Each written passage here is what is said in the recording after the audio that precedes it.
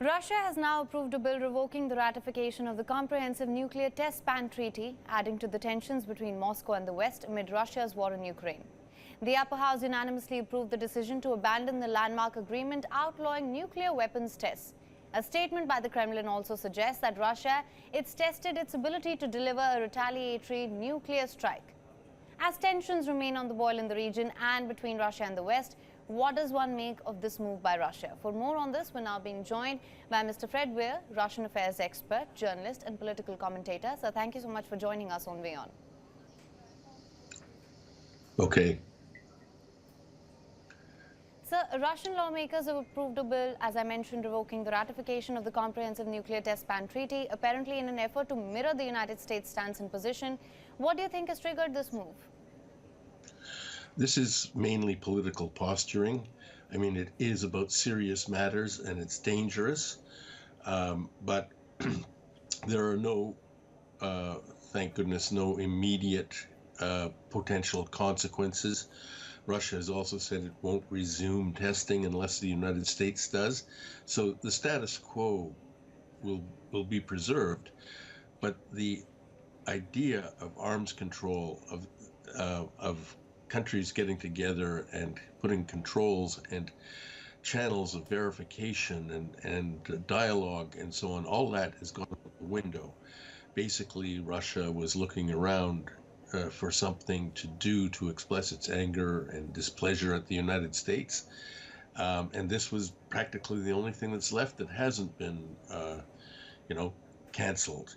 So that's why we have this. It's a product of the really bad atmosphere and complete lack of relations, any kind of positive relations, between the United States and Russia.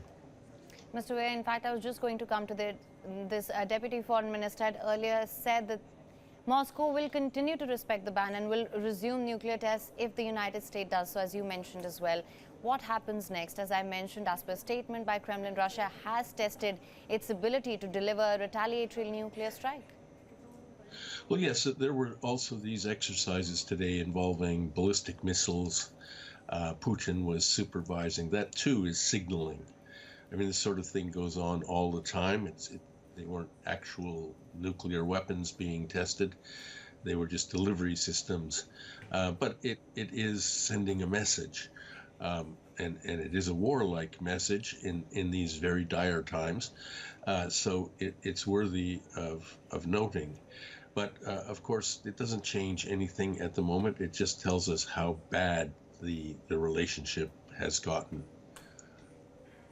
Sir, so what sort of a response can we expect from the West on this, and what does this mean for the war between Russia and Ukraine? Do you think this will have any sort of practical implications? Not for the war. The war is going on. It's a real war.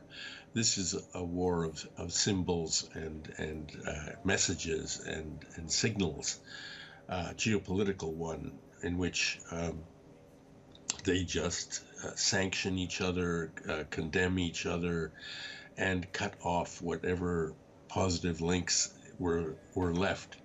And I think there aren't any major things left, like positive channels, treaties, things that people could cancel have all been annulled, abolished.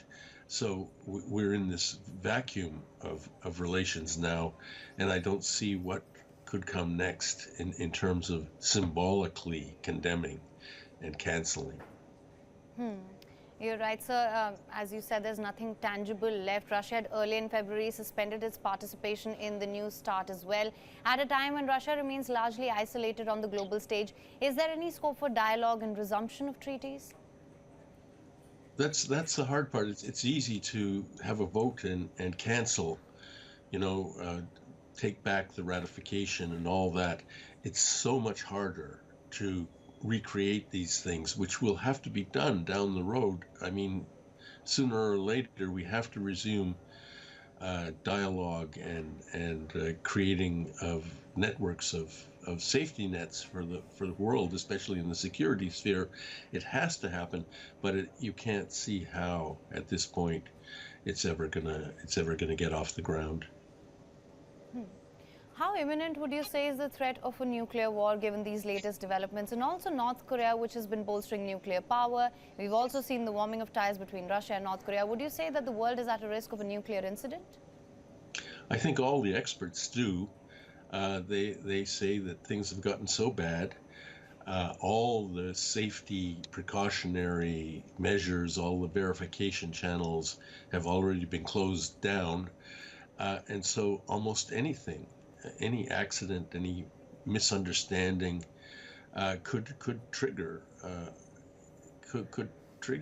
a real war in these circumstances. It's very, very bad. To have big nuclear powers like the United States and Russia not talking to one another at all, not having any channels or even back channels in place where, one person can phone another and say, what's going on over there? We're seeing this on our radar screens or something like that, that apparently those safety precautions that did exist in the past don't anymore.